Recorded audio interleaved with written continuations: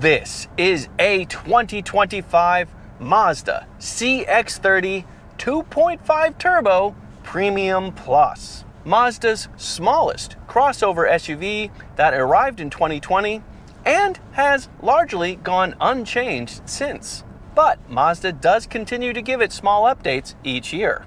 New for 2025, this Aero Gray Metallic paint and Alexa built in. There are 8 trims of Mazda CX-30, and 5 of those trims make use of the naturally aspirated 2.5-liter inline 4-cylinder engine. They are the 2.5S, 2.5S Select Sport, 2.5S Preferred, 2.5S Carbon Edition, and 2.5S Premium. The top 3 trims get the turbocharged 2.5-liter inline 4-cylinder, the Carbon Turbo, the 2.5 Turbo Premium, and this top-of-the-line 2.5 Turbo Premium Plus. And even though this small SUV has been around since 2020, I've actually never had the chance to review one. So I was quite curious to find out if this admittedly aging crossover SUV still keeps up in today's modern world. Let's find out. I review all kinds of cars, and I have fun every time. Please subscribe and join me. The base price of a Mazda CX-30 2.5S is $26,415. Jumping into the 2.5 Turbo Premium Plus raises that price to $38,370. And my test car does include that new optional paint color and an accessory, and costs $38,955.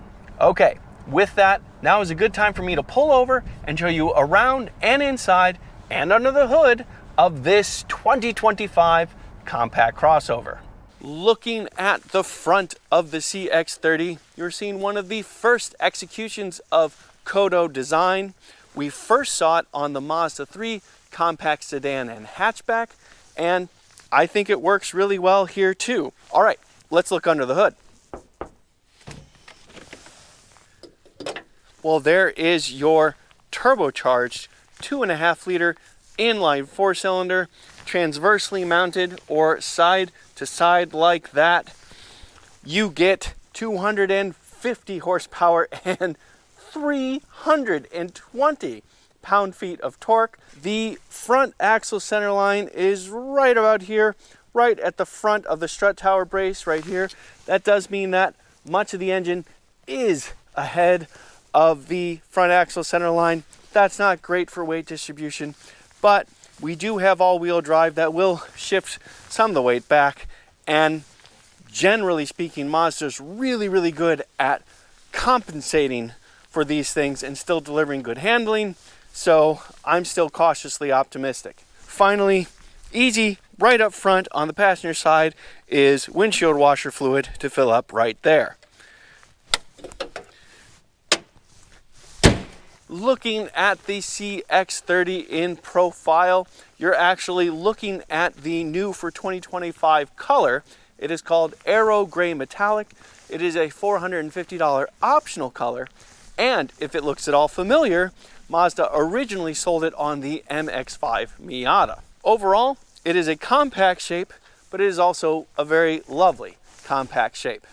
I will go ahead and put the dimensions up on the screen right now for you to check out, and let you know that I have a lot more information in the description. The base 2.5S CX-30 gets a 16-inch aluminum wheel. Every other trim gets some kind of 18-inch aluminum wheel, including this Premium Plus model. And I like that we still have some sidewall to work with. These are 55 series tires, which means we do have a little rubber in between the alloy wheels and potholes or big bumps in the road. And yes, this is a square setup. The wheels and tires in back are the same size as what's in front. Looking at the rear of the CX-30, tastefully sized Mazda logo, and if you go all the way down to the top of the bumper, this is the stainless steel rear bumper guard. This is a $135 accessory, but you know, I think it works pretty well. We do have dual exhaust pipes. They are a touch on the flashy side for a small mainstream crossover such as this, but considering the turbo power that we're dealing with and the fact that these are definitely all real, I'm actually pretty happy to see them myself. Open up the power liftgate to see 20 cubic feet of storage behind the second row. The floor itself is actually pretty big and expansive and reasonably wide considering the size of this SUV. But again, the steeply raked windshield limits the amount of storage you actually get. The floor is actually a few inches below this crossover line here, and underneath that, a space saver spare and the hardware you need around it. If you need more than 20 cubic feet of space and only need to carry a passenger, that is easy to do. Press a couple of buttons and you have 45 cubic feet of space. Clean that up a little bit. And I do think enough room for my bike, but not by a huge margin. But let's find out. It is fairly narrow, but I think we got it. See if it closes. If I bend the front, there we go. Yeah. Takes a little bit of work, but no problem. My bike fits just fine. Let's take a look inside. Considering that this is under 175 inches long, I'm not expecting to be terribly comfortable back here. I am 5 feet 11 inches or 181 centimeters tall. I'm actually pretty comfortable back here. I don't have any spare knee room, but I have enough knee room, and the seat bottoms are actually pretty high, so I have decent thigh support. And even though we have a moonroof, I do have just a little bit of headroom. How about that? You do get an armrest with cup holders, so hey, it would be just fine back here. All right, let's go to the front. It's a little bit more elaborate up front. You have this nice little polished metal element to meet the polished metal door handle right here. You do have the usual controls on the door. Because this is the top trim, we do have a 12-speaker Bose audio system, which is lovely. We do have power adjusting seats, and that does include a bit of lumbar support, which is always appreciated. We do have 2-position seat memory. You can adjust the steering, both tilt and telescope, manually with this lever right here. You do have analog gauges on either side, but this ring in the center is actually just on the surface of a 7-inch LCD screen. The steering wheel itself is a reasonably small diameter and a nice shape, and you do have cruise control options on the right, media control options on the left, fairly standard these days. We do have paddle shifters, upshift on the right, downshift on the left, and we do have a 10.3-inch center display. This is the larger of 2 screens offered. Lower trims get an 8.8-inch screen. Push button start is right down here. And there is your instrument cluster all lit up and your center display lit up. You can see that it says Android Auto with an arrow up and Apple CarPlay with an arrow down. That is courtesy of this command center right here. If you push up, you'll get Android Auto. Push down, you get Apple CarPlay. It is wireless. The 2.5S carbon trim is the lowest trim that gets wireless Apple CarPlay and Android Auto, and that still gets the smaller 8.8-inch screen. The lowest trim to get the larger screen is the carbon turbo trim. As I said, new for 2025 is Alexa built in. Press this button here. Say a command. Tune to 91.7 FM. Tune to FM 91.7. It sounds like it would be a good job There you for go. a people person. The Alexa built-in feature is on 2.5S Select Sport and higher trims. Select Sport and higher trims is also where you get dual zone climate control, but to get heated front seats, you have to get a 2.5S Preferred or higher. And to get a heated steering wheel, you got to go all the way up to 2.5 Turbo Premium or higher. What only the 2.5 Turbo Premium Plus offers is the 360-degree surround view camera. You also get some additional driving aids. Beneath that, we do get a wireless smartphone charger, a couple of cup holders, and a nice and standard looking Prindle right here. A dial for a couple of drive modes. I already showed you the command center. Right next to that, we have our electric park brake and our volume and tuning for the radio. Beneath that, we do have an armrest that does slide back and lift up like that. And inside, we have two USB Type-C ports right there and some hard drive storage right there. All right, let's talk drive modes. Nice and simple here. We've got normal and sport. We will be spending most of our time in the normal driving mode, but yeah, I'll play with sport here and there. To do that, we have to get back to the drive, so let's get back to the drive. All right, let's dig into the powertrain and talk a little bit more about this turbocharged 2.5-liter four-cylinder with its 250 horsepower and 320 pound-feet of torque. As I mentioned at the top, actually 5 of the 8 trims get a naturally aspirated version of this 2.5-liter. Those trims get 191 horsepower and 186 pound-feet of torque to play with. Quite a bit less. They do benefit from better fuel economy. I'll get to that in a moment. The top 3 trims get this turbocharged motor and get the additional power and a huge gain in torque, but they also get the option to run on either regular or premium gasoline. This engine runs on regular gasoline just fine. However, Mazda is very clear. If you choose to run on regular gasoline, you're going to pay a penalty in horsepower. You get 227 instead of 250 and 310 pound-feet of torque instead of 320. For this class of vehicle, that's still a lot. And, you know, there are economic reasons to choose regular gasoline, but come on, power is power, right? You do get a relatively high for a turbocharged engine, 10.5 to 1 compression ratio. This does use direct fuel injection to spray in whatever fuel you choose. And it does have an interesting quirk about it. Technically speaking, the red line for this engine is 6,300 RPM. However, the horsepower peak for this engine is a pretty low 5,000 RPM. And the torque peak is also a nice and healthy 2,500 RPM, good and low. Combine those two traits with an automatic transmission and you're never gonna see the 6,300 RPM red line. Doesn't matter if you're in the normal driving mode or the sport driving mode, or if you use the paddle shifters or even the manumatic portion of the gear shifter itself. You're gonna see shifts around 5,500 RPM. In fact, if I floor the accelerator, yep, 45, 5, 55. Now, that was in the normal driving mode. I'll change it to sport. Slowing down, floor the accelerator, 3,000, 4,000, 5,000, 5,500 RPM, and a shift. Okay, let's change it to manumatic, to the manual mode in the gearbox.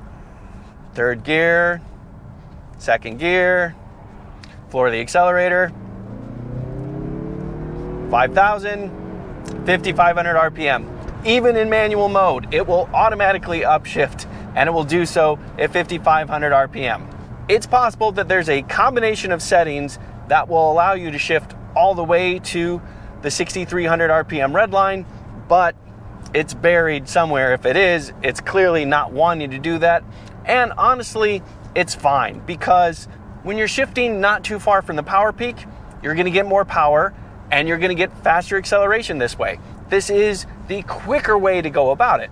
It just seems kind of weird that you can technically run this engine to 6,300 RPM, but you never will, practically speaking. So this transmission does all that shifting for you. It is a 6-speed transmission, a pretty low number in the modern era, but considering the size of this SUV, the weight of this SUV, and the flexibility of this turbocharged engine, here, more than any other Mazda I've ever experienced in, seems like 6 speeds is plenty of gears. That said, you are going to run slightly higher RPMs on the interstate. That will hurt fuel economy a little bit. And just like every single Mazda SUV, every single Mazda CX-30 is all-wheel drive. And I have to say, it really is a great powertrain. if I floor the accelerator, aside from the early shifts, I get really good pull. But not only do I get good pull, I get it from a smooth, clean running engine that feels balanced and refined. And that's in the normal driving mode. If I switch it to sport and floor the accelerator again, and yeah, it's a quick kick down and it is a lot of pull. For a mainstream crossover SUV, that is very healthy amounts of acceleration. This thing feels quick. It feels strong. I have to admit, I'm a little bit conflicted with the 6-speed automatic transmission because there are a lot of great 8 and even 10-speed automatics out there today. But this shifts quickly. It makes good decisions about what gear to be in, especially in the sport driving mode, especially for enthusiasts. It seems to operate pretty darn well. Aside from the number of gears and the inherent limitation that brings in terms of ratio range, it's a great transmission. But considering the size of this thing, that is where we get to one of the compromises: fuel economy. It's not bad. You get 22 miles per gallon in the city, 30 miles per gallon on the highway, 25 combined. But considering the size of this, that is a little bit behind what other manufacturers offer. If you go with the naturally aspirated engine, those numbers definitely improve. I will go ahead and put them up on the screen for you to check out. That really just brings it up to competitive. Then again, the horsepower figures you get from this engine are also definitely above the mainstream. So in a lot of ways, the fuel economy number is perfectly reasonable considering the power and torque you get. And considering the power and torque you get, you'd be right in guessing it's probably pretty potent when it comes to acceleration. Of course I had to test it. Let me show you that now. All right, everybody, time for an acceleration test.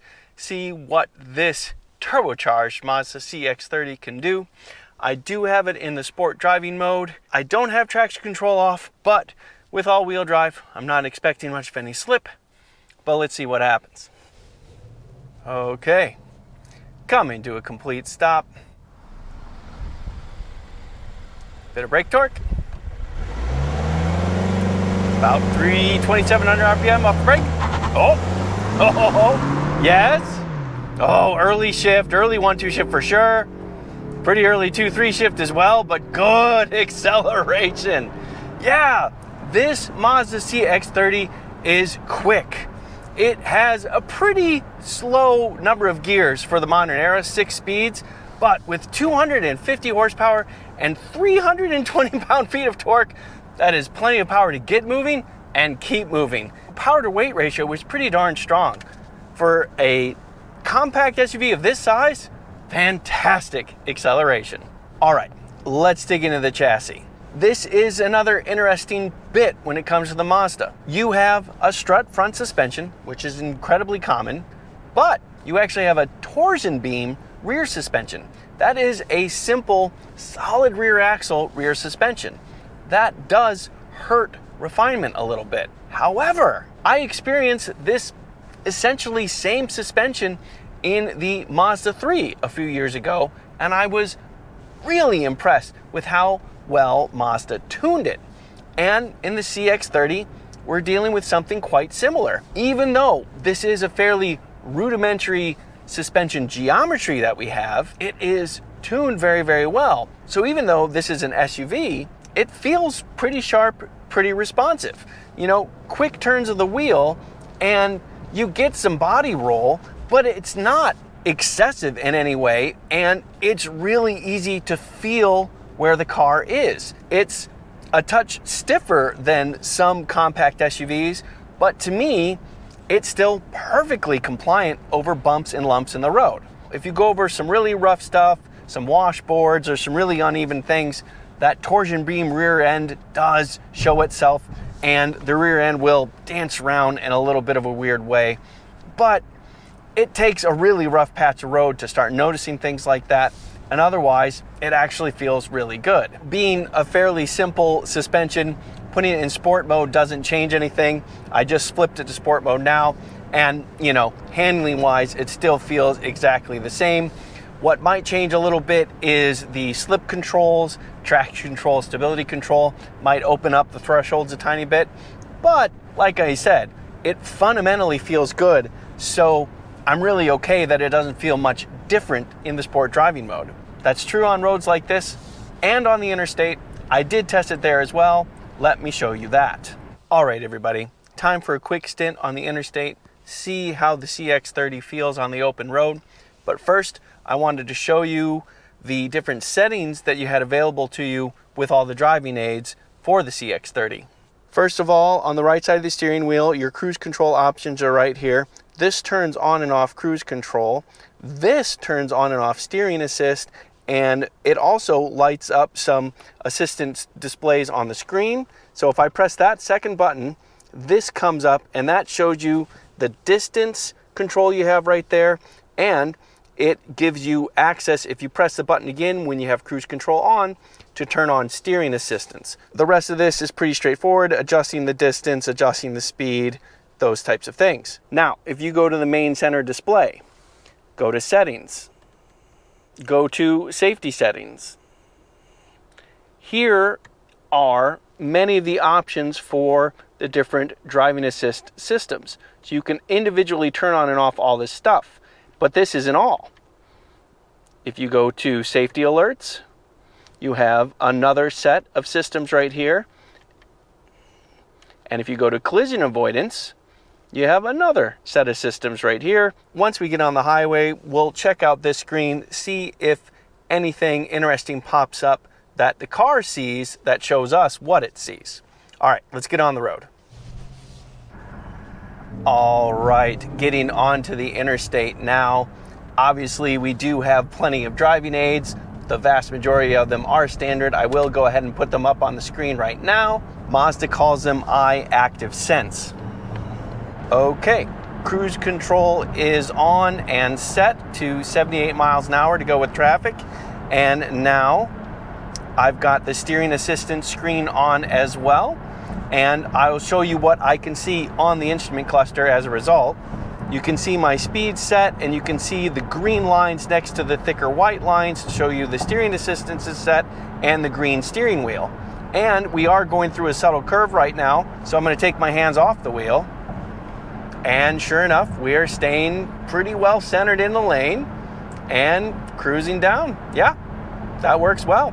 You can see the steering moving back and forth, adjusting slightly, but it is fairly smooth the way it acts. We actually don't have any traffic around us right now, but the only thing that screen seems to show is a generic car in front if there is traffic in front of you, and that's about all it shows you other than the systems being on or off. More fundamentally, we have about 2,300 RPM in the top gear right now, courtesy of the 6-speed automatic transmission. A little bit higher than average these days, but it is a smooth running, quiet operating 4-cylinder, and it is very much in the background. And I have to say, cabin isolation is pretty darn good. I'm getting very little wind noise. It's just kind of a distant, low energy thrum. You can hear the wind being pushed out of the front of the car a little bit, but I'm not even hearing anything through the seams, next to nothing around the side view mirrors, and road noise is pretty darn quiet as well. This is a lot closer to premium compact SUV than mainstream compact SUV. Furthermore, the seats are very comfortable. I do have lumbar support, which I always appreciate. I'm really enjoying myself. So, what do I think of this subcompact 2025 Mazda CX-30? Just like the Mazda 3, I really like it a lot. I love the way it feels for the driver. I love the reaction you get from the steering to the front end. I love how the front end and the rear end work so well together. I'm really happy with the ride handling compromise, that we've got a little bit more firmness in the suspension to speed up the response, and everything feels fluid. I'm pretty darn impressed with the cabin isolation and the refinement level. And I love the amount of power you get in this. It's great. Power is great. What can I say? I have a hard time not liking power. But we are talking about a subcompact crossover SUV, and power does come with the compromise of hurting your fuel economy. If you're in the market for something this size, are you really looking for something this exciting? Or are you looking for something a little bit more utilitarian that does the utilitarian things just a little bit better than this one does. For the pure consumer, the Mazda CX-30 comes with some compromises. But if you're an enthusiast at any level and you're in need of a crossover that is still enjoyable to drive, the Mazda CX-30 is just aces. I'm Robin Warner. Thank you very much for watching.